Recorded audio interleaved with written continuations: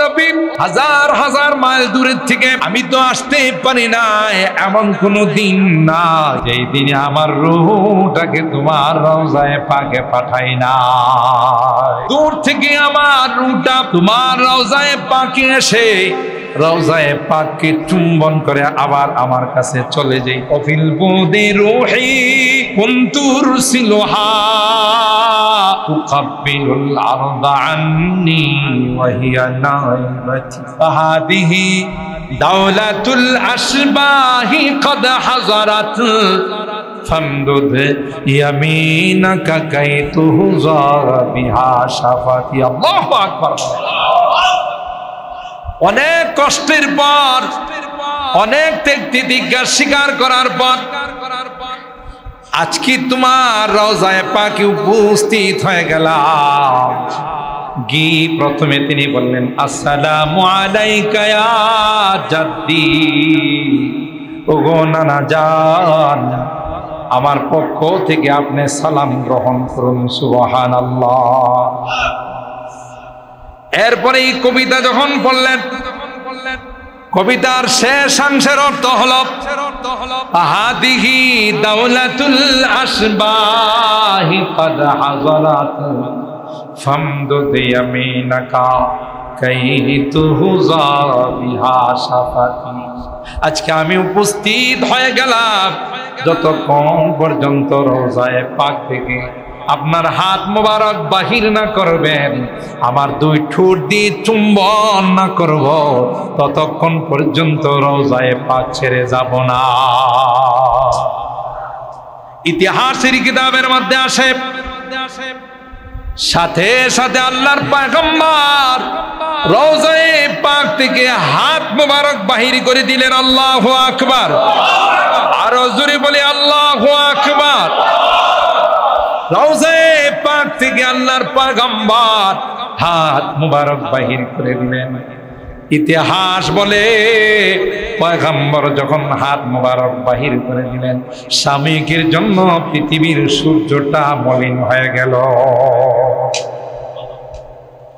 ওই আল্লাহর নবীর আশিক, ওই আল্লাহর পয়গম্বরের হাত মুবারককে চুম্বন করে যখন তিনি শেষ করলেন, আবার হাত মুবারক নিচে চলে গেল। সুবহানাল্লাহ।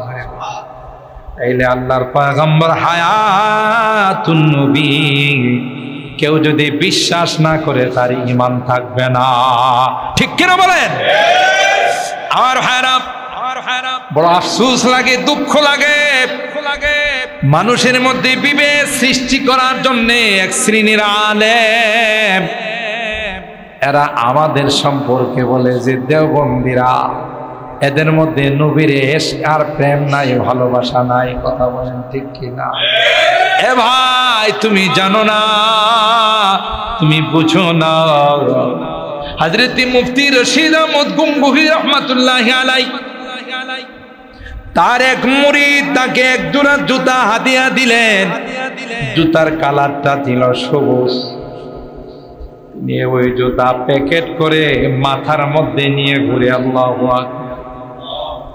মুরিদরা ডাক দেয়া কয়, হুজুর, জুতা তো মানুষ পায়ে দেয়, আপনি জুতা মাথায় নিয়ে ঘুরতেছেন। তিনি ডাক দেয়া কই, তোরা বুঝবি না, এই জুতার কালারটা হলো আমার নবীর উম্মতে খাজরার কালার। আল্লাহ বলেন, এ আমার হাবিবের উম্মত, অনেক গুনাহ করেছো, অনেক অপরাধ করেছো, যদি একটা বার উমরা করতে গিয়ে মদিনায় তাইবার মধ্যে নবীর রওজায়ে পাকের মধ্যে গিয়া তুমি যদি তোমার গুনার জন্য আল্লাহর কাছে তাওবা করতে পারো, আর আমার হাবিবকে যদি সুপারিশ বানাইতে পারো, সুবহানাল্লাহ, আমার হাবিবকে যদি তোমার গুনার জন্য, তাওবার জন্য আমি আল্লাহর কাছে সুপারিশগার হিসাবে পেশ করতে পারো, তাহলে আমি আল্লাহ নিশ্চিতভাবে বলে দিলাম, তোমার সমস্ত গুনাহগুলো আমি আল্লাহ মাফ করে দেব। এই আয়াত একজন বেদুইন, একজন গ্রাম্য ব্যক্তি, তাফসীর ইবনে কাসীরের মধ্যে আসে। এই আয়াত যখন তিনি তিলাওয়াত করলেন, যে নবীর ওসিলা দিয়া যদি, নবীর সুপারিশ দিয়ে যদি আল্লাহর কাছে তাওবা করা যায়, আল্লাহ জীবনের সকল গুনাহগুলো মাফ করে দিবে। দেরি করে নাই, দেরি করে নাই। মদিনার রওজায়ে পাকে আয়েশা বলে, আসসালামু আলাইকা ইয়া রাসূলুল্লাহ। সালাম দিয়ে তিনি বললেন, জিইতুকা মুস্তাগফিরান লিযামবি ওয়া মুস্তাশফিআন বিকা ইলা রাব্বি। ও নবী, কোরআনের আয়াত তিলাওয়াত করার পর আপনার আদালতে, আপনার দরবারে হাজির হয়ে গেলাম। আমার গুনার জন্য আল্লাহর কাছে আমি ক্ষমা চাই। তবে নবী ওয়াদা দেন গো, আপনি আমার জন্য আল্লাহর কাছে সুপারিশ করবেন কি? আল্লাহু আকবার। ও মুস্তাশফিআন বিকা ইলা রাব্বি, অনেক দূর থেকে আমি আসলাম, আমি অনেক গুনাহ করেছি আল্লাহর পয়গম্বর, আপনি আমার জন্য একটু সুপারিশ করবেন। বলেন গো, একটু সুপারিশ করবেন। আপনি যদি আমার জন্য সুপারিশ করেন তাইলে আমি আল্লাহর কাছে ক্ষমা পাই। কেন গো আল্লাহ, আপনার কথা বলছে, যদি আপনি সুপারিশ করেন আল্লাহ মাফ করে দিবে। এই কথা তিনি বলে। এখনো রওজায়ে পাকে আরবিতে দুইটা কবিতা লেখা আছে। ওয়া নাফা'না ওয়া ইয়্যাকুম বিল আয়াতি ওয়াদ যিকরিল হাকীম। সাদাকাল্লাহুল আযীম ওয়া সাদাকা রাসূলুহুন নাবিয়্যুল কারীম ওয়া নাহনু আলা যালিকা লামিনাশ শাহিদিনা ওয়াশ শাকিরিন ওয়ালহামদুলিল্লাহি রাব্বিল আলামিন। মহব্বতের সাথে সকলে দরুদ শরীফ। আল্লাহুম্মা সাল্লি আলা মুহাম্মাদিন ওয়া আলা আলি মুহাম্মাদ কামা সাল্লাইতা আলা ইব্রাহিম ওয়া আলা আলি ইব্রাহিম ইন্নাকা হামিদুম মাজিদ। আল্লাহুম্মা বারিক আলা মুহাম্মাদিন ওয়া আলা আলি মুহাম্মাদ কামা বারাকতা আলা ইব্রাহিম ওয়া আলা আলি ইব্রাহিম ইন্নাকা হামিদুম মাজিদ।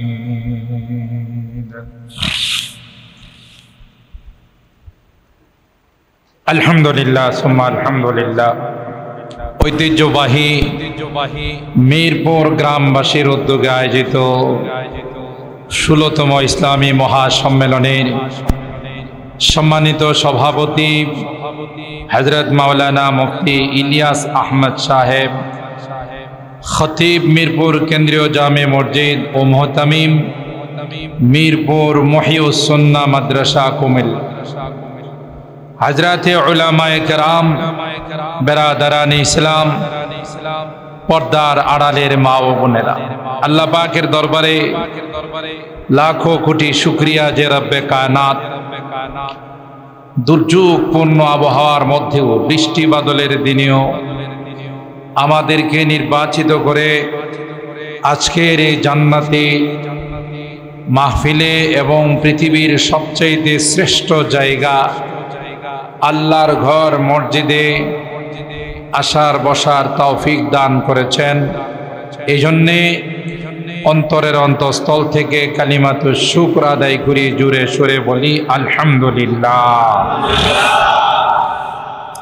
সম্মানিত সুধী, দীর্ঘক্ষণ পর্যন্ত বসে বুজুর্গ উলামায়ে কেরামদের জবান থেকে অত্যন্ত মূল্যবান নাসিহা আপনারা শুনেছেন।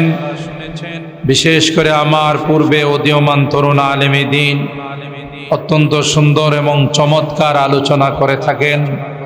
হযরত মাওলানা ইউসুফ বিন ইকবাল দামাত বারাকাতুহুম বিভিন্ন আমল সম্পর্কে কোরআন সুন্নাহর রেফারেন্সে অনেক সুন্দর সুন্দর কথা বলতেছিল। সময়ের স্বল্পতার কারণে তিনি তার আলোচনার ইতি টেনেছেন। আমরা দোয়া করি আল্লাহ তাআলা তার ইলমে, আমলে, হায়াতে সব কিছুতে বরকত দান করুন। আজকের মাহফিলের যিনি প্রধান আকর্ষণ, বাংলাদেশ হেফাজতে ইসলামের সম্মানিত সংগ্রামী মহাসচিব এবং জামিয়া দারুল আরকাম আল ইসলামিয়ার সম্মানিত প্রিন্সিপাল, ঐতিহ্যবাহী জামিয়া ইউনুসিয়া মাদ্রাসার সম্মানিত শেখুল হাদিস, হাজারো উলামায়ে কেরামের উস্তাদ হযরতুল আল্লামা শায়েখ সাজিদুর রহমান দামাত বারাকাতুহুমুল আলিয়া অসুস্থতার কারণে হযরত আপনাদের মাঝে উপস্থিত হতে পারেন নাই। আল্লাহ তাআলা যেন তাকেও পূর্ণাঙ্গ শিফা দান করেন, বলুন আমিন। রাত হয়ে গেছে, অনেকক্ষণ কষ্ট করে আপনারা বসে আছেন। আমি খুব লম্বা আলোচনা করে আপনাদেরকে বিরক্ত করব না, চেষ্টা করব 12টার আগে আমার আলোচনা শেষ করে যেন আপনাদেরকে নিয়ে আখিরি মোনাজাত করতে পারি। আল্লাহ আমাদেরকে শেষ পর্যন্ত বসার তৌফিক দান করুন। একটু জোরে বলুন আল্লাহুম্মা আমিন। রাজি আছেন তো ইনশাআল্লাহ? আর যাই হোক, আমি মুসাফির, ঢাকা থেকে আসছি না। ঢাকা থেকে যেহেতু আপনাদের মাঝে সেই অনেক যানজট এড়িয়ে আজকে আপনারা যারা সচেতন মানুষ জানেন কি জন্য যে এত বড় জ্যাম লাগছে। সেই ফ্লাইওভার থেকে নামার পর সিটাং রোড আসতে সময় লাগছে 2 ঘন্টা, এত যানজট। আমার ইচ্ছা ছিল আর একটু আগেই আসবো, আয়সা আপনাদের সাথে দেখা সাক্ষাৎ করব। তারপরও আল্লাহর কাছে হাজারো শুকরিয়া যে আল্লাহ তাআলা পৌঁছাই দিয়েছেন, আলহামদুলিল্লাহ। তো ঢাকার থেকে যেহেতু আপনাদের মাঝে আমি উপস্থিত হয়েছি, সেই হিসাবে আমি মুসাফির। মুসাফিরের দোয়া কবুল না ফেরত? বলেন, মুসাফিরের দোয়া কবুল। সালাসু দাওয়াতিন মুস্তাজাবাত লা শাক্কা ফীহিন্না। হাদিসে পাকের মধ্যে আসে 3 শ্রেণীর মানুষের দোয়া করতে দেরি হয়, কবুল হতে দেরি হয়। কয় শ্রেণীর? 3 শ্রেণীর মানুষ দোয়া করতে দেরি হয়, কবুল হতে দেরি হয় না। দাওয়াতুল ওয়ালিদ আলা ওয়ালাদিহি বা লিওয়ালাদিহি, দুইটাই আছে। পিতা মাতা তার সন্তানদের জন্য যদি দোয়া করেন, এই দোয়া ডাইরেক্ট আল্লাহর আরশ পর্যন্ত চলে যায়। 2 নাম্বার হলো দাওয়াতুল মাজলুম, নিপীড়িত নির্যাতিত ব্যক্তি, যার উপর জুলুম করা হয়েছে, মাজলুম ব্যক্তি, সে যদি আল্লাহর কাছে বদদোয়া করে ডাইরেক্ট আল্লাহর আরশ পর্যন্ত চলে যায়। 3 নাম্বার হলো দাওয়াতুল মুসাফির। মুসাফির যদি আল্লাহর কাছে দোয়া করে, এই দোয়াও ডাইরেক্ট আল্লাহর আরশ পর্যন্ত চলে। আমি ব্যক্তি হিসাবে অনেক বড় গুনাহগার, নাফরমান। আপনারা জানলে আমাকে দাওয়াত দিতেন, এত বড় গুনাহগার। কিন্তু আমার গায়ে একটা স্টিকার লাগানো আছে, সেটা হলো মুসাফির। কি বলেন, ঠিক কিনা? একটা স্টিকার লাগানো আছে যে আমি মুসাফির। সেই হিসাবে আমি নিশ্চিতভাবে বলতে পারি, মুসাফির হওয়ার কারণে আমি যখন আপনাদেরকে নিয়ে দোয়া করব, এই দোয়া সোজা এবং ডাইরেক্ট আল্লাহ কবুল করে নেন। এমন একটি বরকতি দোয়া কি হাতছাড়া করা যায়? বলেন, এটা কি সুযোগ হারা করা যায়? এই জন্য আমাদের যতই কষ্ট হোক, একটু সময়, কত সময় আমাদের দেখা যায় বাসা বাড়িতে খেলাধুলায় বসে বিভিন্নভাবে আমাদের নষ্ট হয় না? বিশ্বকাপ ফুটবল আসলে তো আমরা সারা রাত ঘুমাই না, বরং এখন তো নতুন নিয়ম চালু হয়েছে, খিচুড়ি পাকায়া খেলা দেখে, তাই না? আপনাদের মিরপুর এলাকায় না, অন্য এলাকার কথা বলতেছে, ঢাকা এলাকায় দেখা গেছে। তো এই যে সারা রাত খেলা দেখার জন্য অতিবাহিত করা হয়, তাতে কি পরিমাণ সওয়াব হবে? কথা কয় না, বরং গুনাহ হবে। আপনারা রাগ করেন আর খুশি হন। ফুটবল যারা খেলে এদের কিন্তু হাফ প্যান্ট পরা থাকে, তাই না? ক্রিকেট খেলে যারা তাদের ফুল প্যান্ট পরা থাকে, ঠিক আছে, কিন্তু যারা ফুটবল খেলে হাফ প্যান্ট পরা থাকে। হাফ প্যান্ট পরলে হাঁটু খোলা থাকে না ঢাকা থাকে? আর হাঁটু পর্যন্ত কাপড় দিয়া ঢেকে রাখা এটা দায়মি ফরজ। বিশেষ প্রয়োজন ছাড়া হাঁটুর উপরে কাপড় উঠানো যাবে না। আর যে কাপড় উঠাবে সে যেমন গুনাহগার হবে, যারা দেখবে তারাও গুনাহগার। হাদিসের মধ্যে আসছে লাআনাল্লাহুন নাযিরা ওয়াল মানযুরাইন, যারা দৃষ্টি দিবে ওরাও অভিশপ্ত, আর যার দিকে দৃষ্টি দিবে সেও অভিশপ্ত। বর্তমান সময়ে তো একটু মডারেট, যারা নিজেদেরকে যারা একটু আধুনিক মনে করে বা একটু নিজেদেরকে আধুনিক বানাইতে চায়, ওরা দেখবেন চলাফেরা করে হাফ প্যান্ট পরে, তাই না?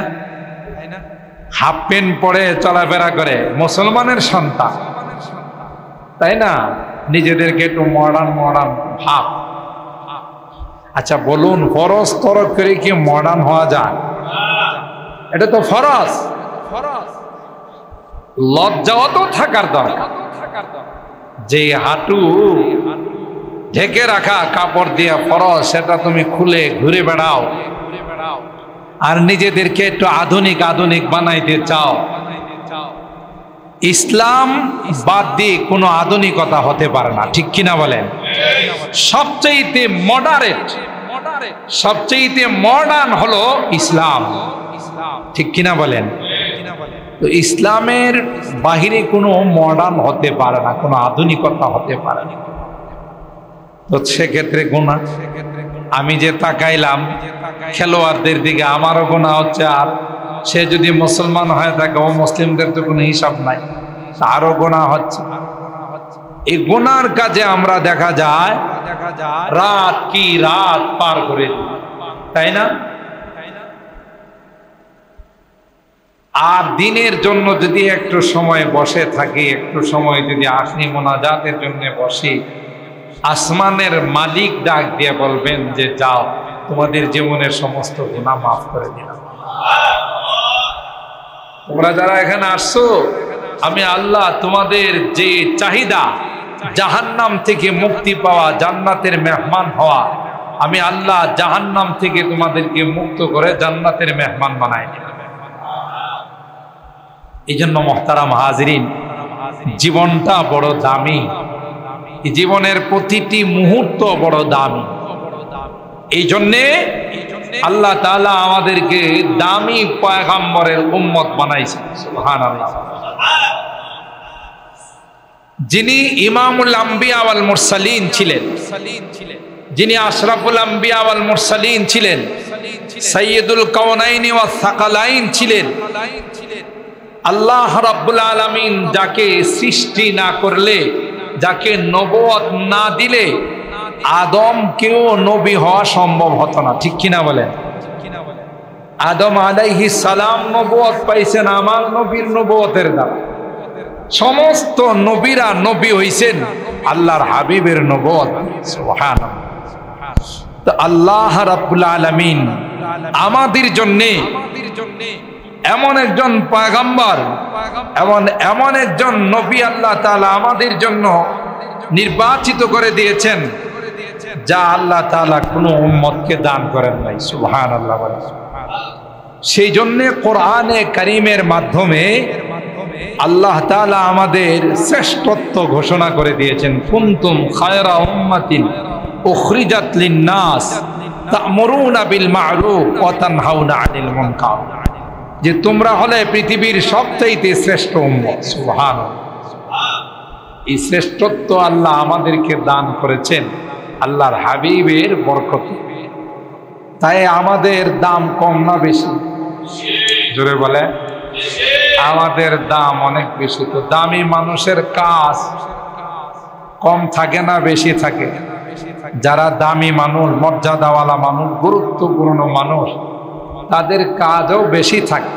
আল্লাহ তাআলা যেহেতু তার হাবিবে কিবরিয়ার ওসিলায় আমাদেরকে এত মর্যাদাওয়ালা বানাইছেন, তাই আমাদের জিম্মাদারিও অনেক বেশি, আমাদের কাজও অনেক বেশি।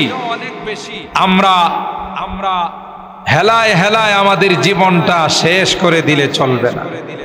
তিনি জীবদ্দশায় দুনিয়াতে থাকা অবস্থায় যেমন রাহমাতুল লিল আলামিন ছিলেন, হায়াতুন নবী, রওজায়ে পাকেও তিনি হায়াতুন নবী। সুবহানাল্লাহ। আপনারা জানেন ইন্নাল বুকআতাল্লাতী দুফিনা ফিহান নবী সাল্লাল্লাহু আলাইহি ওয়াসাল্লাম আফযালু মিন আরশির রহমান ওয়া আলাইহিল ইজমা। রওজায়ে পাকের যে অংশে আল্লাহর হাবিব শুয়ে আছেন, এই অংশের মর্যাদা আল্লাহর আরশে আজিম থেকেও বেশি। আপনারা মনে ঘুম এসে গেছে, একটু জোরে সুবহানাল্লাহ বলবেন না?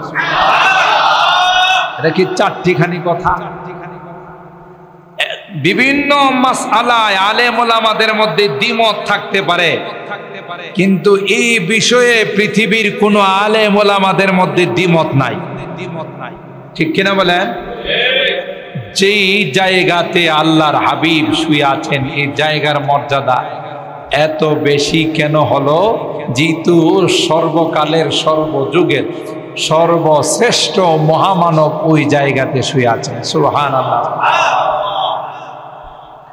আল্লাহ পাক তার হাবিবকে গোটা বিশ্বের জন্য, গোটা জাহানের জন্য রহমত স্বরূপ প্রেরণ করেছেন। শুধু মানব আর দানবের জন্য নয়, কুল কায়নাত সমস্ত সৃষ্টির জন্য আল্লাহ তাআলা তাকে রাহমাতুল লিল আলামিন বানিয়েছেন। সুবহানাল্লাহ। কিতাবের মধ্যে ঘটনা আসে, একজন সাহাবী আল্লাহ নবীর দরবারে গিয়া বললেন, ইয়া রাসূলুল্লাহ, ওগো আল্লাহর হাবিব, উটটা ঠিক মতো কাজ করে না, ঠিক মতো কথা মানে না, বরং আমি যদি তার কাছে যাই আমাকে কামড়াইতে আসে। তো আপনি যদি একটু পানি পড়া দিতেন, একটু দোয়া দিতেন, তাহলে হয়তো উটটা আমার কথা মানতো। এখন খুব দুষ্টুমি করে, খুব শয়তানি করে। মাঝে মধ্যে দেখেন না আপনারা ইলিয়াস শাহ হুজুরের কাছে আসেন, বড় হুজুরদের কাছে যান, হুজুর গাভীটা ঠিক মতো দুধ দেয় না। অনেক সময় দেখা যায় দুধ দোহন করতে গেলে লাথি মারে, হয় না? হয় না এরকম? দুধ দোহন করতে গেলে, দুধ দোহাইতে গেলে দুধ দেয় না, লাথি মারে। তখন মালিকে আসে হুজুরের কাছে, হুজুর গাভীটা ইদানিং খুব একটা ভালো কাজ করে না, দুধ দোয়াইতে গেলে লাথি মারে, হুজুর একটু পানি পড়া দেন, গাভীটা যেন ঠিক মতো দুধ দেয়। আমি কি বলি জানেন? আল্লাহ তো গাভীকে বানাইছি আমাকে দুধ দেওয়ার জন্য, ঠিক কিনা বলেন?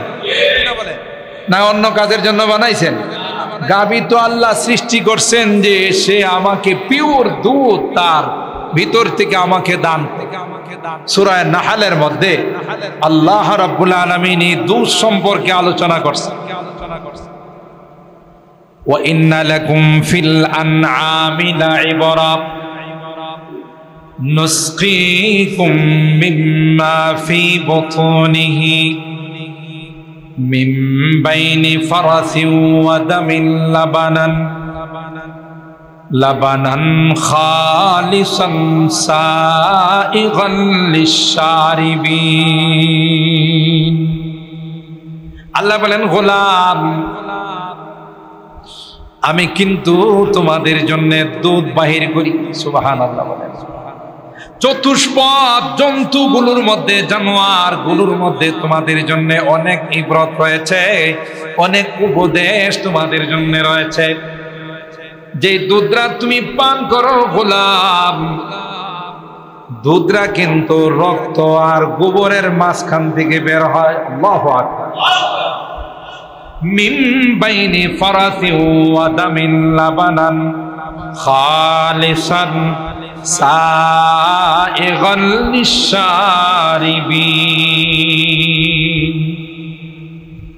আল্লাহ বলেন গোবর থেকে, রক্তের মাঝখান থেকে আমি আল্লাহ ওই দুধরা তোমার জন্য কুদরতি মেশিনের মাধ্যমে বের করি। দুধের মধ্যে রক্তের কোনো রং নাই, আছে গোবরের কোনো ময়লা আছে। শুধু তাই নয়, আল্লাহ পাক বলেন দুধরা যখন তুমি পান করো, ওই দুধরা মুখে দেওয়ার সাথে সাথে দুধরা তোমার ভিতরে চলে যায়। পৃথিবীর কেউ বলতে পারে না দুধ খাইতে গিয়া গলায় আটকাইছে।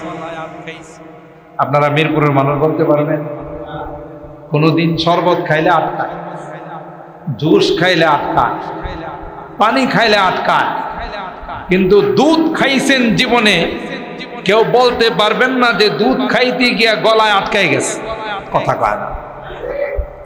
যদি দুধ গলায় আটকাই যায় তাহলে কোরআনের এই আয়াত মিথ্যা প্রমাণিত হবে। আল্লাহ বলেন খালিসান সাইগাল লিশারিবিন, আই সাহালাল মুরুর ইলাল বাতান। সুজা দুধরা তোমার পেটের ভিতরে চলে যাবে, কোথাও এটা স্টপেজ দিবেন। সুবহানাল্লাহ। আল্লাহ বলেন গোলাম তুমি যখন দুধরা হাতে নাও, দুধের গ্লাসটা যখন হাতে নাও, তোমার চিন্তা করা উচিত এই যে দুধরা তুমি পান করতেছ, দুধরা আমি আল্লাহ কোন জায়গা থেকে তোমার জন্য বের করে তোমার মুখে উঠাই দিলাম, এটা তোমার চিন্তা করা দরকার। ওই গাভী যখন দুধ দেয় না, গাভী যখন ঠিক মতো তোমাকে সার্ভিস দেয় না, দুধ দহন করতে গেলে দুধ দেওয়ার পরিবর্তে লাথি মারে, গাভী তোমাকে সিগন্যাল দিচ্ছে যে এ নিমু খারাপ, দুধরা যে আল্লাহ দিল তুমি সেই দুধ নিজে পান করো, অন্যদেরকে পান করাও, বিক্রি করো। সেই মালিক তোমাকে তো সুন্দর দুধ খাওয়াইলো, মালিকে তোমাকে ডাক দে আয় আমার কুদরতি পায়ে সেজদা দিয়া যায়, কিন্তু তুই নিমু খারাপ মালিকের ডাকে সারা দিয়া মসজিদে আসো না। ঠিক কিনা বলে? বারবার মুয়াজ্জিন তোমাকে আহ্বান করে, 5 ওয়াক্ত নামাজের মধ্যে আহ্বান করে, আসো রে আসো, মালিকের পায়ে তুমি সিজদা দিয়ে যাও। এ নিমু খারাপ, যে মালিক তোমাকে দুধ পান করাইলো, যে মালিক এত সুন্দর দুধ দিল, যে দুধে শুধু ভিটামিন আর ভিটামিন, সেই মালিককে সিজদা দিবি না, আর তুই আমার কাছ থেকে দুধ নিতে আসবি রে? না না, আমি দুধ দিব না, দুধের পরিবর্তে তোকে লাথি দেব। ঠিক কিনা বলেন? তাইলে হুজুরের পানি পড়া তাবিজ দিয়ে এই দুধ পাওয়া যাবে না। যদি ঠিক মতো আল্লাহর হুকুম পালন করো, তাইলে ওই যত পৃথিবীর সৃষ্টি আছে সব তোমার খেদমতে নিয়োজিত থাকবে। ঠিক কিনা বলেন? আলম তারাউ আন্নাল্লাহা সাখখারা লাকুম মা ফিস সামাওয়াতি ওয়া মা ফিল আরদ ওয়া আসবাগা আলাইকুম নিআমাহু যাহিরাতাও ওয়া বাতিনা। আল্লাহ ডাক দিয়া কয় শুধু গাভী নয়, সব কিছুকে আমি আল্লাহ তোমার খেদমতে লাগাই দিলাম। সূর্য তোমার খেদমত করে, চন্দ্র তোমার খেদমত করে, আকাশ বাতাস তোমার খেদমত করে, মাটি তোমার খেদমত করে, কুল কায়নাত তোমার খেদমত করে। কোনদিন তোমার কাছে কোনো সার্ভিস চার্জ চায় না, কোনদিন তোমার কাছে কোনো বিল চায় না, বরং সবগুলো ফ্রি তোমার খেদমত করে যাচ্ছে। সব কিছুকে তোমার খেদমতের জন্য বানাইছে, আর তোমাকে আল্লাহ বানাইছেন আল্লাহর খেদমতের জন্য। ঠিক কিনা বলেন? তুমি মালিকের কুদরতি পায়ে সিজদা দিবে, গোটা বিশ্বের সব কিছু যে তোমার খেদমত করলো, মুহূর্তের মধ্যে সমস্ত খেদমতের বিনিময় আদায় হয়ে যাবে। আল্লাহু আকবার। তো উঠে ঠিক মতো কাজ করে না। আল্লাহর হাবিব বললেন, চলো তোমার বাড়ির উটের কাছে যাই। উটের কাছে আসার পর সাথে সাথে আল্লাহ তাআলা উটের জবান খুলে দিয়েছে। আর একটু আস্তে সুবহানাল্লাহ। কে জবান খুলে দিছেন? আরো জোরে বলেন কে? এটা আমার নবীর মুজিজা যে আল্লাহর হাবিবের সঙ্গে, আরে উট তো একটা প্রাণী।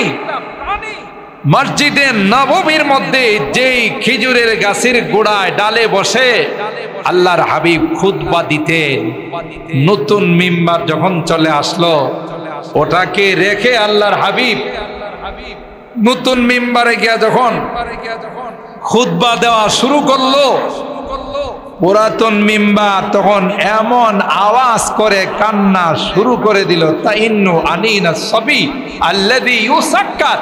বুখারী শরীফের মধ্যে আসে, ছোট বাচ্চা যেমন হাও মাও করে কাঁদতে থাকে, ওই পুরাতন মিম্বার যেখানে বসে আল্লাহর নবী খুতবা দিতেন, ওটা হাও মাও করে মসজিদের মধ্যে কান্না শুরু করে। কেমন জনাব? ওই খেজুরের গাছের গোড়া ডাক দেয়া কয়, পয়গম্বর এতদিন আমার বুকে বসে আপনি খুতবা দিতেন, মানুষকে বয়ান করতেন, আজ থেকে আপনি আর আমার বুকে বসে খুতবা দিবেন না। ও পয়গম্বর, আমি আপনার বিরহ ব্যথা সহ্য করতে পারবো। আপনি তো আমাকে মসজিদ থেকে বের করে দিবেন, আমি কি করে আপনাকে ছাড়া থাকবো? তাই ওই খেজুরের ঢাল, খেজুর গাছের গোড়া হাও মাও করে কান্না শুরু করে দিল। আল্লাহর পয়গম্বর মিম্বার থেকে নেমে ওই খেজুরের গাছের গোড়াকে সিনা মুবারকের সঙ্গে জড়াইলেন। আল্লাহু আকবার।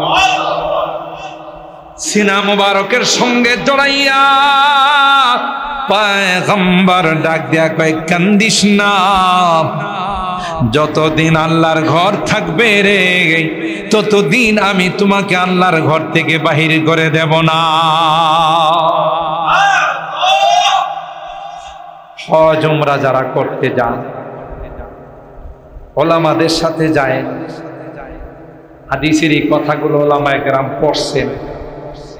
আল্লাহর নবীর রওজায়ে পাকের পাশে 5টা পিলার আছে, যেই জায়গাতে আসল মসজিদে নববী ছিল। আরবিতে লেখা আছে হাদা হাদা হাদ্দু মসজিদি রাসূলিল্লাহি সাল্লাল্লাহু আলাইহি ওয়াসাল্লাম। এখন তো বিশাল এরিয়া নিয়ে মসজিদে নববী, তখন মসজিদে নববীর এরিয়া ছিল ছোট। ওই মসজিদে নববীর রিয়াজুল জান্নাতি যখন আপনি ঢুকবেন, রওজায়ে পাকের পাশে যে পিলার গুলো আছে, এগুলোর একটার নামের মধ্যে লেখা আছে উস্তুয়ানাতুল হান্নানা। উস্তুয়ানাতুল হান্নানা যেই পিলারটার গায়ে লেখা আছে, এটাই ছিল সেই পিলার, সেই মিম্বার, যে মিম্বারে বসে আল্লাহর নবী খুতবা দিতেন। আল্লাহর নবীর বিরহ ব্যথা সহ্য করতে পারে নাই, এই জন্য কান্না শুরু করে দিয়েছিল। আল্লাহ পাকের হাবিব তাকে কোলে নিয়ে আদর করে কথা জানাই দিল যে তুমি কেঁদো না, আমি নবী তোমাকে মসজিদে নববীর থেকে কোনোদিন বাহির করে দেব। একটা বৃক্ষ আল্লাহর হাবিবের বিরহ ব্যথায় যদি কান্না করতে পারে, তাহলে একটা প্রাণী কান্না করা, কথা বলা, এটা তো কোনো ব্যাপারই না। ঠিক না বেঠিক? কিতাবের মধ্যে আসে সাইয়্যিদুশ শুহাদা হযরত আমির হামজা রাদিয়াল্লাহু তাআলা আনহু উহুদের প্রান্তে যখন শাহাদাত বরণ করলেন, আল্লাহর হাবিবের ইচ্ছা ছিল জান্নাতুল বাকির মধ্যে দাফন। লাশ নিয়ে যখন জান্নাতুল বাকির দিকে রওনা দিলেন, তখন দেখা যায় যে সাথে সাথে মনে হচ্ছে যেন উহুদ পাহাড়ও রওনা দিয়েছে। আর আস্তে ও ভাই, নবীদের হাতে অলৌকিক যা ঘটে এটাকে মুজিজা বলা হয়। সাহাবায়ে কেরাম বললেন, ইয়া রাসূলুল্লাহ, ইয়া হাবিবাল্লাহ, ওগো আল্লাহর পয়গম্বর, এই যে দেখা যায় উহুদ পাহাড়টা যেন আমাদের সাথে চলে আসতেছে, কাঁদতেছে। উহুদ পাহাড় আল্লাহর হাবিবকে ডাক দিয়ে কেন যেন কেমন যেন বলে, পয়গম্বর, হামজা আমার বুকে শাহাদাত বরণ করেছে। সাইয়্যিদুশ শুহাদা হযরত হামজাকে আমার বুকের থেকে চিনিয়ে নিয়ে জান্নাতুল বাকির মধ্যে দাফন করবে। ও পয়গম্বর, এটা আমি কোনোদিন বরদাস্ত করতে পারবো না, তাই আমি রওনা দিলাম। হামজার সঙ্গে আমাকেও আপনি নিয়ে যান। আল্লাহর পয়গম্বর পাহাড়ের দিকে তাকাইয়া দেখে কেমন যেন উহুদ পাহাড় কান্না করে গাল ভাসাই ফেলাই। সুবহানাল্লাহ। সাথে সাথে ওই লাশ হযরত আমির হামজা রাদিয়াল্লাহু তাআলা আনহুর লাশ উহুদের ময়দানে, উহুদের প্রান্তরে আল্লাহর নবী দাফন করে দিলেন। আর ভাইরা, এই জন্য হাদিসের মধ্যে উহুদ পাহাড়ের কথা যে পরিমাণ আসে, অন্য কোন পাহাড়ের কথা আসে, কথায় কথায় আল্লাহর নবী বলেন, জাবালু উহুদ ইউহিব্বুনা ওয়া নুহিব্বু মান আনফাকা মিথলা উহুদিন যাহাবান। কেউ যদি উহুদ পাহাড় সমপরিমাণ স্বর্ণ দান করে, উহুদ পাহাড় সমপরিমাণ যদি টাকা পয়সা দান করে, আমার সাহাবীদের সামান্য দানের সমপরিমাণ হবে না। আল্লাহর হাবিব বলেন, উহুদ পাহাড় আমাদেরকে ভালোবাসে, আমরা উহুদ পাহাড়কে ভালোবাসি। জাবাল উহুদ ইউহিব্বুনা ওয়া নুহিব্বু। আর হায়রাব, তাইলে বুঝা গেল পয়গম্বর আল্লাহর হাবিব সরকারে দো আলম হযরত মুহাম্মদ আরবি সাল্লাল্লাহু তাআলা আলাইহি ওয়াসাল্লাম যখনই উটের কাছে গেলেন, উট কান্না করে পয়গম্বরের কাছে বলেন, রাহমাতুল লিল আলামিন,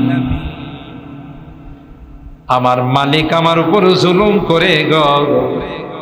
আমি যখন যুবক ছিলাম, আমার গায়ে যখন শক্তি ছিল, যা বলছে তাই আমি করতাম। ভারী ভারী কাজ আমাকে দেয়া করাইছে, আমার কোনো আপত্তি ছিল না। আমাকে খাবার দিয়েছে, আমি সে খাবার গ্রহণ করেছি। মালিকের কাজে কোনোদিন গাফলতি করি না। কিন্তু এখন বয়স হয়ে গেছে, গায়ে শক্তি নাই, আমার মালিক জালেম। এই জালেম আমাকে দিয়ে এমন এমন ভারী কাজ করাইতে চায় যা আমার গায়ে শক্তি নাই। আমি এখন এই ভারী কাজগুলো করার মতো ক্ষমতা রাখি না। আরেক দিক দিয়ে আমার উপর জুলুম করে, আগে যে পরিমাণ খাবার দিত এখন তাও আমাকে দেয় না। এই জন্য আমি আমার হক দিয়ে ঠিক মতো আদায় করে না। সরকারে দো আলম, আপনার দরবারে, আপনার আদালতে আমি তার বিরুদ্ধে মামলা দায়ের করে দিলাম। আমার ভাইরা, আল্লাহ পাক কোরআনে কারীমের এই আয়াতের মধ্যে বলেন, গোটা বিশ্বের সকল উলামায়ে কেরামদের ইজমা, একমত, রাসূল করিম সাল্লাল্লাহু তাআলা আলাইহি ওয়াসাল্লাম রওজায়ে পাকের মধ্যে হায়াতুন নবী, জুড়ে বলেন ঠিক কিনা? মিরপুর থেকে যদি কেউ পয়গম্বরের উপর সালাম পাঠায়, সেই সালাম ফেরেশতারা তার নাম সহ, তার বাবার নাম, তার ঠিকানা সহ রওজায়ে পাকের মধ্যে পৌঁছে। আর যখন সরাসরি রওজায়ে পাকে গিয়ে বলে আসসালাতু ওয়াসসালামু আলাইকা ইয়া রাসূলুল্লাহ, আসসালাতু ওয়াসসালামু আলাইকা ইয়া হাবিবাল্লাহ, আল্লাহর কসম পয়গম্বর বলেন আমি নবী সরাসরি আমার উম্মতের সালামের জবাব দিয়ে দিই। আব্দুর রহমান রাফাই আল্লাহ নবীর একজন আশিক ছিলেন। রওজায়ে পাক জিয়ারত করতে যাবে, উমরা করতে যাবে, বহুদিন যাবত নিজের পরিকল্পনা, কিন্তু সময়ের অভাবে, টাকা পয়সার অভাবে যাইতে পারে না। ও ভাই, সত্যি ঘটনা না, কোনো বানাওয়াট কিসসা কাহিনী নয়। আল্লাহর ওলি রওজায়ে পাকি যাবেন, কি হাদিয়া নিয়ে যাবেন, সেই জন্য পয়গম্বরের আশিক হইয়া, পয়গম্বরের মহব্বত আর ভালোবাসা নিয়া দুইটা কবিতা বানাইছেন, যে কবিতাগুলো গিয়ে আমি নবীর রওজায়ে পাকে পাঠ করব। আল্লাহু আকবার। তিনি যখন রওনা দিলেন উমরা করার জন্য, পয়গম্বরের রওজায়ে পাক জিয়ারত করার জন্য, তখনকার মদিনার গভর্নরকে আল্লাহর পয়গম্বর খাবে দেখা যায় আর বলে অমুক নামে একজন মদিনায় রওজায়ে পাকে আসতেছে, তাকে রওজায়ে পাকে আসতে দিও না। আল্লাহু আকবার।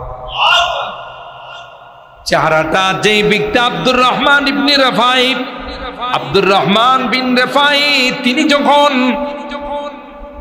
রওনা দিলেন, তার চেহারাটা মদিনার গভর্নরকে আল্লাহ নবী দেখাই দিলেন। তিনি মনে করছেন নিশ্চয় কোনো বড় রকমের অপরাধী, যে অপরাধের কারণে পয়গম্বর রওজায়ে পাকে তাকে আসতে বারণ করেছেন। সোলজার পাঠাইয়া, আইন শৃঙ্খলা রক্ষাকারী বাহিনী পাঠাইয়া আব্দুর রহমান রাফাইকে জেলখানায় বন্দী করে দিল। পরের রাত্রে আল্লাহ নবী স্বপ্ন দেখায়, রে মদিনার গভর্নর, তাকে জেলখানায় কেন নিয়ে গেলা? সে তো কোনো অপরাধী নয়। সুবহানাল্লাহ। সে তো কোনো অপরাধী নয়, সে তো আমার ইশকার প্রেমে মহব্বত আর ভালোবাসায় দুইটা কবিতা বানাইছে। এই দুইটা কবিতা যদি আমার রওজায়ে পাকে এসে পড়ে, রওজায়ে পাকে যদি এসে দুইটা কবিতা পাঠ করে, আমি পয়গম্বর রওজায়ে পাক থেকে হাত মুবারক বাহির না করে কোনো উপায় নাই।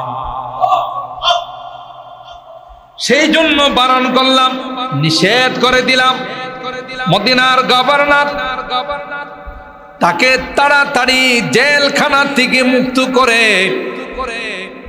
মাফ চাইলেন, আল্লাহর মাফ করে দাও, ক্ষমা করে দাও। আমি বুঝতে পারি নাই কি জন্য নবী নিষেধ করেছেন। তোমার সঙ্গে যে বেয়াদবি হয়েছে মাফ করে দাও, তুমি তোমার ওই কবিতা নিয়ে রওজায়ে পাকে চলে যাও। সুবহানাল্লাহ। আমার ভাইরা, কিতাবের মধ্যে আসে ওই দুইটা কবিতা ছিল আল্লাহর ওলি। কবিতার মধ্যে লেখেন, রফিল বদি রুহি কুনতু উরসিলুহা, ওয়াফিল বদি রুহি কুনতু উরসিলুহা, তুকাব্বিলুল আরদা আন্নি ওয়া হিয়া নাইবাতি। ও নবী, হাজার হাজার মাইল দূরের থেকে আমি তো আসতে পারি না, এমন কোনো দিন নাই যেই দিনে আমার রূহটাকে তোমার রওজায়ে পাকে পাঠাই নাই। দূর থেকে আমার রূহটা তোমার রওজায়ে পাকে এসে রওজায়ে পাককে চুম্বন করে আবার আমার কাছে চলে যাই। ওফিল বুদি রুহি কুনতু উরসিলুহা তুকাব্বিলুল আরদা আন্নি ওয়া হিয়া নাইবাতি ফাহাদিহি দাওলাতুল আশবাহি কদ হাযারাত ফামদুদ ইয়ামিনাকা কাইতুহু যারা বিহা শাফাতি। আল্লাহু আকবার। অনেক কষ্টের পর, অনেক ত্যাগ তিতিক্ষা স্বীকার করার পর আজকে তোমার রওজায়ে পাকে উপস্থিত হয়ে গেলাম। প্রথমে তিনি বললেন আসসালামু আলাইকা ইয়া জাদ্দি, ওগো নানা জান, আমার পক্ষ থেকে আপনি সালাম গ্রহণ করুন। সুবহানাল্লাহ। এরপরে এই কবিতা যখন পড়লেন, কবিতার শেষ অংশের অর্থ হলো হাদিহি দাওলাতুল আশবাহি কদ হাযারাত ফামদুদ ইয়ামিনাকা কাইতুহু যারা বিহা শাফাতি। আজকে আমি উপস্থিত হয়ে গেলাম, যতক্ষণ পর্যন্ত রওজায়ে পাক থেকে আপনার হাত মোবারক বাহির না করবেন, আমার দুই ঠোঁট দিয়ে চুম্বন না করব, ততক্ষণ পর্যন্ত রওজায়ে পাক ছেড়ে যাব না। ইতিহাসের কিতাবের মধ্যে আসে, সাথে সাথে আল্লাহর পয়গম্বর রওজায়ে পাক থেকে হাত মোবারক বাহির করে দিলেন। আল্লাহু আকবার। আরো জোরে বলি আল্লাহু আকবার। রওজায়ে পাক থেকে আল্লাহর পয়গম্বর হাত মুবারক বাহির করে দিলেন। ইতিহাস বলে পয়গম্বর যখন হাত মুবারক বাহির করে দিলেন, স্বামীকের জন্য পৃথিবীর সূর্যটা মলিন হয়ে গেল। ওই আল্লাহর নবীর আশিক, ওই আল্লাহর পয়গম্বরের হাত মুবারককে চুম্বন করে যখন তিনি শেষ করলেন, আবার হাত মুবারক নিচে চলে গেল। সুবহানাল্লাহ। এইলে আল্লাহর পয়গম্বর হায়াতুন নবী, কেউ যদি বিশ্বাস না করে তার ঈমান থাকবে না। ঠিক কিনা বলেন? আমার ভাইরা, বড় আফসোস লাগে, দুঃখ লাগে, মানুষের মধ্যে বিভেদ সৃষ্টি করার জন্য এক শ্রেণীর আলেম এরা আমাদের সম্পর্কে বলে যে দেওবন্দিরা, এদের মধ্যে নবীর ইশক আর প্রেম নাই, ভালোবাসা নাই। কথা বলেন ঠিক কিনা? এ ভাই, তুমি জানো না, তুমি বুঝো না। হযরত মুফতি রশিদ আহমদ গঙ্গোহী রাহমাতুল্লাহি আলাইহি, তার এক মুরিদ তাকে এক জোড়া জুতা হাদিয়া দিলেন। জুতার কালারটা ছিল সবুজ। নিয়ে ওই জুতা প্যাকেট করে মাথার মধ্যে নিয়ে ঘুরে। আল্লাহু আকবার। মুরিদরা ডাক দেয়া কয়, হুজুর, জুতা তো মানুষ পায়ে দেয়, আপনি জুতা মাথায় নিয়ে ঘুরতেছেন। তিনি ডাক দেয়া কই, তোরা বুঝবি না, এই জুতার কালারটা হলো আমার নবীর গুম্বদে খাজরার কালার। সবুজ কালার, যে সবুজ কালার হলো আমার নবীর গুম্বদের কালার। এটা কোনোদিন আমি রশিদ আহমদের পায়ে লাগতে পারে না, আমার রশিদ আহমদের মাথায় নিয়ে ঘুরতে হবে। ঠিক কিনা বলেন? আর হায়রাম, আল্লাহ পাক কোরআনে কারীমের আয়াতের মধ্যে বলেন, ওয়ালাউ আন্নাহুম ইযলামু আনফুসাহুম সুম্মা জাউকা ফাস্তাগফিরুল্লাহ ওয়াস্তাগফারা লাহুমুর রাসূলু লাওয়াজাদুল্লাহ তাওয়াবার রহিমা। আল্লাহ বলেন, হে আমার হাবিবের উম্মত, অনেক গুনাহ করেছো, অনেক অপরাধ করেছো, যদি একটা বার উমরা করতে গিয়ে মদিনায় তাইবার মধ্যে নবীর রওজায়ে পাকের মধ্যে গিয়া তুমি যদি তোমার গুনার জন্য আল্লাহর কাছে তাওবা করতে পারো, আর আমার হাবিবকে যদি সুপারিশ বানাইতে পারো, সুবহানাল্লাহ, আমার হাবিবকে যদি তোমার গুনার জন্য, তাওবার জন্য আমি আল্লাহর কাছে সুপারিশগার হিসাবে পেশ করতে পারো, তাহলে আমি আল্লাহ নিশ্চিতভাবে বলে দিলাম তোমার সমস্ত গুনাহগুলো আমি আল্লাহ মাফ করে দেব। এই আয়াত একজন বেদুইন, একজন গ্রাম্য ব্যক্তি, তাফসীর ইবনে কাসীরের মধ্যে আসে। এই আয়াত যখন তিনি তিলাওয়াত করলেন যে নবীর ওসিলা দিয়া যদি, নবীর সুপারিশ দিয়ে যদি আল্লাহর কাছে তাওবা করা যায়, আল্লাহ জীবনে সকল গুনাহগুলো মাফ করে দিবে। দেরি করে নাই, দেরি করে নাই। মদিনার রওজায়ে পাক আয়েশা বলে, আসসালামু আলাইকা ইয়া রাসূলুল্লাহ। সালাম দিয়ে তিনি বললেন যে ইদুকা মুস্তাগফিরান লিযামবি ও মুস্তাশফিআন বিকা ইলা রাব্বি। ও নবী, কোরআনের আয়াত তিলাওয়াত করার পর আপনার আদালতে, আপনার দরবারে হাজির হয়ে গেলাম। আমার গুনার জন্য আল্লাহর কাছে আমি ক্ষমা চাই। তবে নবী ওয়াদা দেন গো, আপনি আমার জন্য আল্লাহর কাছে সুপারিশ করবেন কি? আল্লাহু আকবার। মুস্তাশফিয়ান বিকা ইলা রাব্বি, অনেক দূর থেকে আমি আসলাম, আমি অনেক গুনাহ করেছি আল্লাহর পয়গম্বর, আপনি আমার জন্য একটু সুপারিশ করবেন নি? বলেন গো, একটু সুপারিশ করবেন। আপনি যদি আমার জন্য সুপারিশ করেন তাইলে আমি আল্লাহর কাছে ক্ষমা পাই। কেন গো আল্লাহ, আপনার কথা বলছে যদি আপনি সুপারিশ করেন আল্লাহ মাফ করে দিবে। এই কথা তিনি বলে। এখনো রওজায়ে পাকে আরবিতে 2টা কবিতা লেখা আছে। এই কবিতাটা তিনি পাঠ করলেন। ইয়া খায়রা মান দুফিনাত বিলকায়ে আযামুহু ফাতাবা মিন তিবিহিন্নাল কাউ ওয়াল আকাম নাফসিল ফিদাউ লিকবরিন আনতা সাকিনুহু ফীহিল আফাফু ওয়া ফীহিল জুদু ওয়াল কারাম। সুবহানাল্লাহ। আপনার জন্য, আপনি যে জমিনে শুয়ে আছেন, গোটা জমিনটাই তো পবিত্র। গোটা জমিন থেকে মেশকে আম্বরের ঘ্রাণ বের হয়। আল্লাহু আকবার। গোটা বিশ্ব আপনার জন্য পাগল। আমি আপনাকে সুপারিশ বানাইয়া আল্লাহর কাছে আমি দরখাস্ত করে গেলাম, আল্লাহ যেন আমার গুনাহ মাফ করে। তাফসীরের কিতাবের মধ্যে আসে, আল্লামা উতাইবী রাহিমাহুল্লাহ, তিনি অনেক বড় একজন মুফাসসির, আল্লাহর ওলি। মসজিদে নববীর মধ্যে হাদিসের দরজ দিতেন।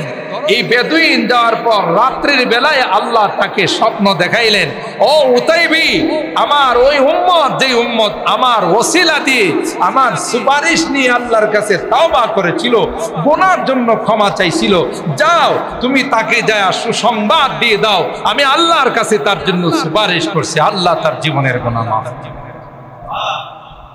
হে মুসলমান, আমরা তো এত বড় সম্পদ পাওয়ার পরও, এত বড় দৌলত আমাদের নসিব হওয়ার পরও আমরা আমাদের গুনাহ থেকে এখনো পবিত্র হতে পারলাম। গুনার পর গুনাহ নিয়ে আমরা বেঁচে আছি। অথচ রাসূল আকরাম সাল্লাল্লাহু তাআলা আলাইহি ওয়াসাল্লাম রাহমাতুল লিল আলামিন যখন ছিলেন তখন নয়, কিয়ামত পর্যন্ত গোটা বিশ্বের জন্য তিনি রাহমাতুল লিল আলামিন। সুবহানাল্লাহ। जब हुस्न था उनका जलवा नुमा, अनवार का आलम क्या होगा। अल्लाहु अकबर। जब हुस्न था उनका जलवा नुमा, अनवार का आलम क्या होगा। हर कोई फैदा है बिन देखे, दीदार का आलम क्या होगा। अरे ना देखे আমরা আল্লাহ নবীর জিয়ারত দিদার আমাদের হাসিল হয় নাই, তাও গোটা বিশ্বে এখনো যদি কেউ নবীর বিরুদ্ধে কোনো কথা বলে, আল্লাহ নবীর চরিত্র নিয়ে কেউ মুখ খুলে, সাথে সাথে তার গর্দানটাকে দেহের থেকে বিচ্ছিন্ন করে দেওয়া হবে। ঠিক কিনা বলে? আল্লাহর হাবিবের আশিক, আল্লাহর হাবিবের উম্মত গোটা বিশ্বের মধ্যে এমন ভাবে ছড়িয়ে ছিটিয়ে আছে। বাবাকে গালি দাও, নো প্রবলেম। মাকে গালি দাও, নো প্রবলেম। কিন্তু আমার নবীকে তুমি গালি দিয়ে দেখো, সাথে সাথে তোমার জিহ্বাটা টেনে বের করে দাও। কথা বলেন ঠিক কিনা? যারা সরাসরি আমার নবীকে দেখছেন তাদের হালতটা কি ছিল? আল্লাহু আকবার। हर कोई फैदा है बिन देखे दीदार का आलम क्या होगा। না দেখি অবস্থা, যারা দেখছি তাদের কি অবস্থা। जिस वक्त में थे खिदमत में उनकी बू बकर उमर उस्मान आली।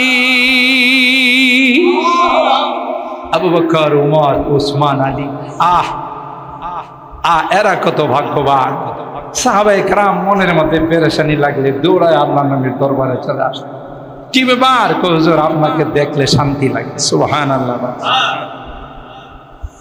जिस वक्त में ते खिदमत में उनकी बू बकर उमर उस्मान आली।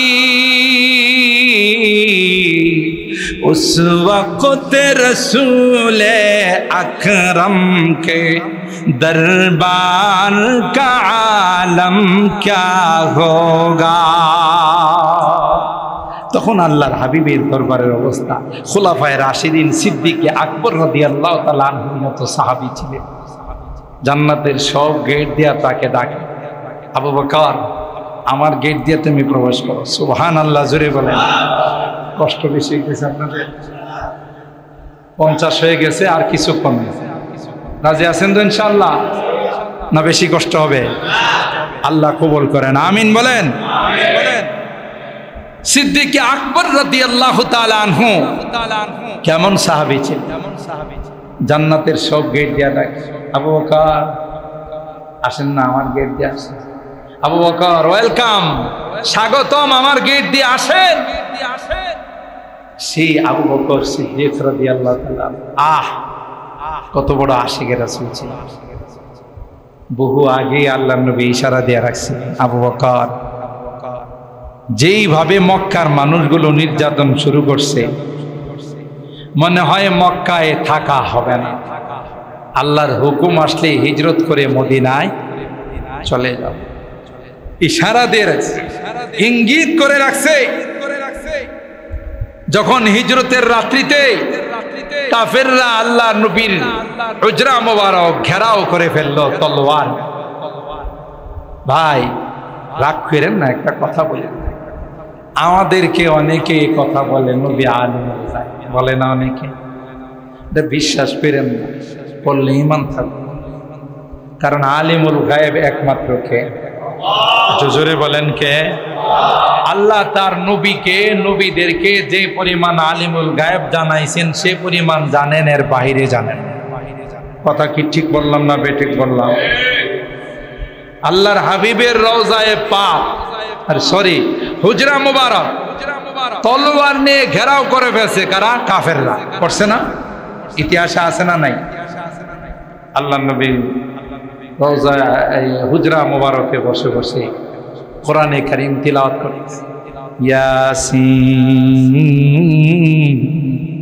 ওয়াল কুরআনিল হাকীম ইন্নাকা লামিনাল মুরসালিন আলা সিরাতিম মুস্তাকিম।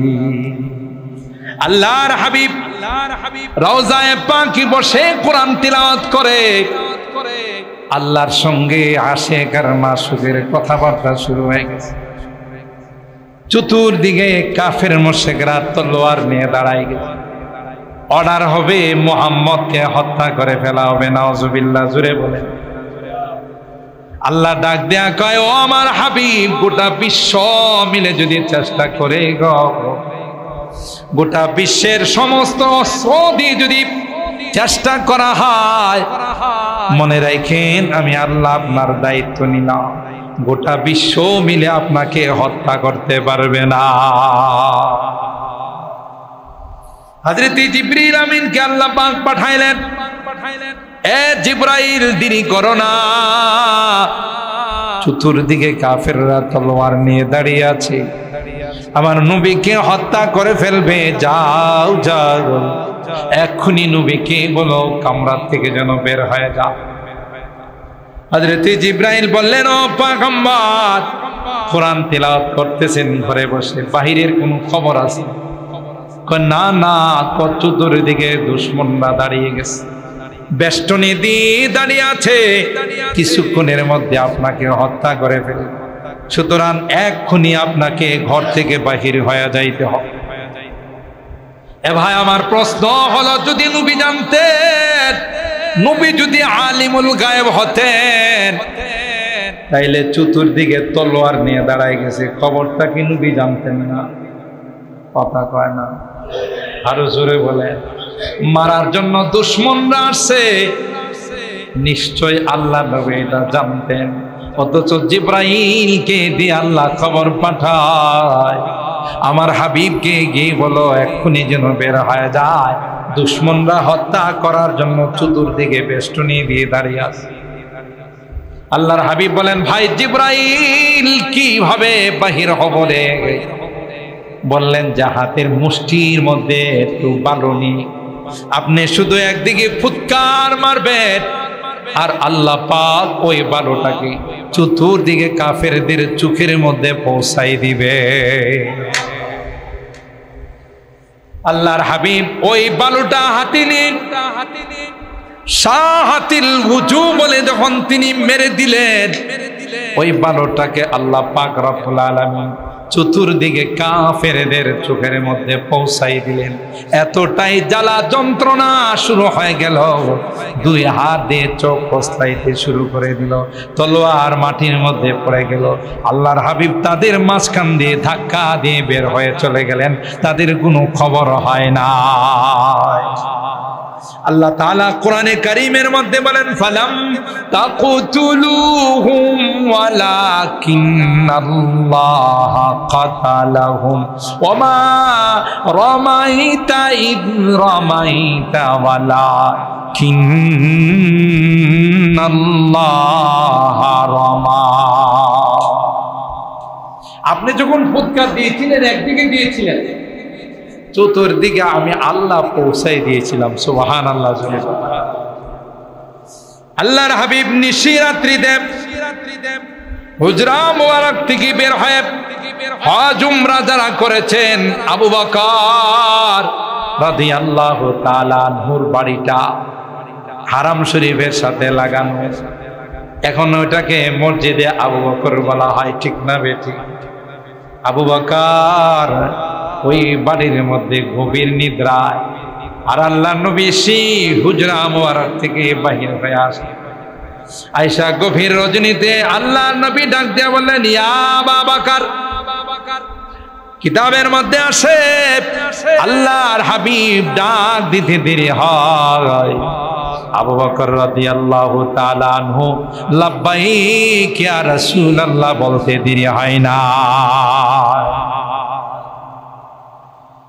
আল্লাহর হাবিব জিজ্ঞাসা করলেন, আবু বকর এত রাত আমি তোমাকে ডাক দিতে দেরি হয়, লাব্বাইক বলতে তোমার দেরি হয় না?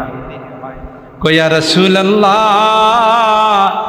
ইয়া হাবিবাল্লাহ, ওগো আল্লাহর পয়গম্বর, আপনি যেদিন থেকে আমাকে ইশারা দিয়েছিলেন আবু বকর, হুকুম হলে তোমাকে নিয়ে হিজরত করব, আল্লাহর কসম সেদিন থেকে আবু বকর সন্ধ্যা হলে আর বিছনার সঙ্গে পিঠ লাগায় না।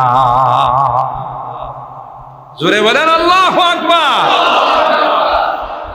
শুধু তাই নয়, আল্লাহর হাবিব চৌকাটের মধ্যে আয়েশা যদি আবু বকর লাব্বাইক বলতে দেরি হয়ে যায়, তাইলে নবীর দাঁড়ায় থাকতে কষ্ট হবে। এই জন্য আপনার বলার পর থেকে পয়গম্বর আমি কোনদিন আমার কানটা দরওয়াজা থেকে সরাই না। আল্লাহু আকবার। কারা ছিলেন আল্লাহর নবীর শেষ সঙ্গী, আল্লাহর নবীর শেষ সিদ্দিক, আল্লাহর নবীর শেষ সাহাবী। जिस वक्त में थे खिदमत में उनकी वो बकर उमर उस्मान अली, इस वक्त रसूल अकरम की दरबार का आलम क्या होगा।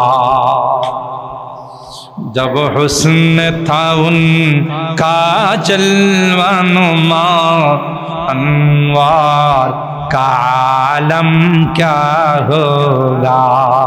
हर कोई फिदा है बिन देखे दीदार का आलम क्या होगा।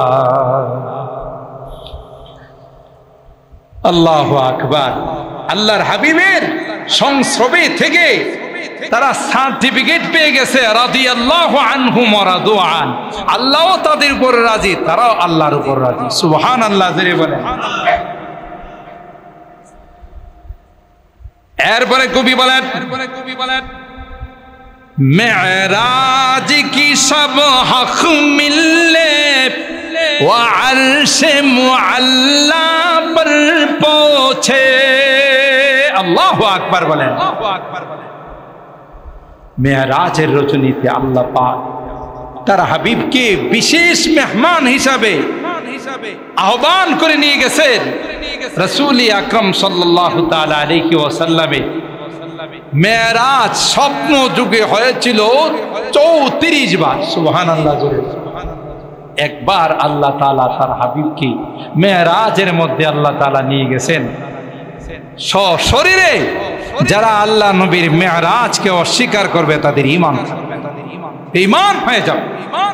আল্লাহ বলেন নবী আমার আপনার সঙ্গে বিশেষ কিছু আলাপচারিতা, বিশেষ সাক্ষাৎকার দেওয়ার জন্য আমি আল্লাহ আপনাকে নিয়ে আসলাম। হযরত জিবরাইল আমিন গোটা সফর সঙ্গী ছিলেন। একটা জায়গাতে গিয়া বলেন ইয়া রাসূলুল্লাহ, ওখানে আর সামনে বাড়া আমার পক্ষে সম্ভব না। সুবহানাল্লাহ। ইনদা সিদরাতিল মুনতাহা ইনদাহা জান্নাতুল মাওয়া ইয ইয়াগশা সিদরাতা মা ইয়াগশা মা যাগাল বাসারু ওয়া মা তাগা লাকাদ রাআ মিন আয়াতি রাব্বিহিল কুবরা। ওখানে কি বলেন আমার পক্ষে আর উপরে যাওয়া সম্ভব না, সামনের স্টেশনে যাওয়া সম্ভব না, আমার এখানে বিরতি দিতে হবে। মুহতারাম হাজিরিন, আমি কয়েকটা লাইন এই জন্য পড়লাম যে আল্লাহ পাক রব্বুল আলামিন কোরআনে কারীমের এই আয়াতের মাধ্যমে আমাদেরকে জানিয়ে দিলেন যে এখনো তোমাদের জন্য রাহমাতুল লিল আলামিন রয়ে গেছেন, শাফিউল মুযনিবিন হিসাবে তিনি রয়ে গেছেন। কখনো সুযোগ হলে, কিছু টাকা পয়সা হলে দেরি করো না, দ্রুত উমরায় চলে যাও, রওজায়ে পাকের জিয়ারতে চলে যাও। ওখানে গিয়ে কান্নায় ভেঙ্গে দিল উজাড় করে নবীকে সুপারিশগার বানায় আল্লাহর কাছে তাওবা করো, আল্লাহ তোমার জীবনের গুনাহগুলো মাফ করে দিবেন। সুবহানাল্লাহ। সম্মানিত সুধী, আমি আপনাদের ওয়াদা করেছিলাম যে রাত 12টার সময় আপনাদেরকে নিয়ে মোনাজাত করে দিব। কিছু মিনিট বেশি হয়ে গেছে। আমি আশা করব যে আমার এই আলোচনার দ্বারা আমাদের যা বুঝে আসলো যে রাসূল আকরাম সাল্লাল্লাহু তাআলা আলাইহি সাল্লামের মহব্বত আর ভালোবাসা যেটা প্রকাশ হবে তার ইত্তিবার মাধ্যমে, সুন্নতের রঙে রঙিন হওয়ার মাধ্যমে যখন আমাদের জীবনের মধ্যে চলে আসবে, সেই হাবিবে কিবরিয়ার সুপারিশ আল্লাহ তাআলা আমাদেরকে নসিব করে দিবেন। আর যার সুপারিশ নসিব হওয়ার পর আল্লাহ তাআলা তার বান্দাদেরকে জান্নাতের মেহমান বানায় দিবেন। সুবহানাল্লাহ। আল্লাহ পাক রব্বুল আলামিন আমাদের সকলকে রাসূল আকরাম সাল্লাল্লাহু তাআলা আলাইহি ওয়াসাল্লামের পবিত্র জীবন আদর্শ আমাদের জীবনে বাস্তবায়ন করার তৌফিক দান করুন। আমাদেরকে পরিপূর্ণভাবে আশিক রাসূল বানান, যে আশিক রাসূল কোনদিন নবীর সুন্নতকে হ্যাঁ, কোনো অবহেলা করবে না, নবীর সুন্নতকে জীবনের প্রতিটি ক্ষেত্রে প্রতিটি সেক্টরে বাস্তবায়ন করবে, তাকেই বলা হবে আসল খাঁটি আশিকে রাসূল। সেই মানের আশিকে রাসূল বানার আল্লাহ তাআলা তৌফিক দান করুন, আমিন। মুহতারাম হাজিরিন, মোবারকবাদ জানাচ্ছি, ধন্যবাদ জানাচ্ছি মিরপুর এলাকাবাসীকে, গ্রামবাসীকে, জাতির উদ্যোগে আজকের এই সুন্দর আয়োজন হয়েছে। প্রতি বছর এইভাবে সুন্দর আয়োজন করে মানুষকে দিনের কিছু কথা শোনার যে সুযোগ করে দেওয়া হয়, আল্লাহ তাআলা যারা এই কাজে সহযোগিতা করেছেন, যারাই যেইভাবে পরামর্শ দিয়েছেন, সকলকে আল্লাহ তাআলা কবুল করুন। জিন্দা যারা আছেন তাদের হায়াতে আল্লাহ তাআলা বরকত দান করুন। প্রবাসে যারা আছেন আল্লাহ তাআলা তাদের কামাই রুজি রোজগারে বরকত দান করুন। যারা দুনিয়া থেকে মরহুম হয়ে কবরে শুয়ে গেছেন, আল্লাহ তাআলা তাদেরকে জান্নাতের মেহমান বানিয়ে দেন, আমিন। ওয়া আখিরু দাওয়ানা আনিল হামদুলিল্লাহি রাব্বিল আলামিন।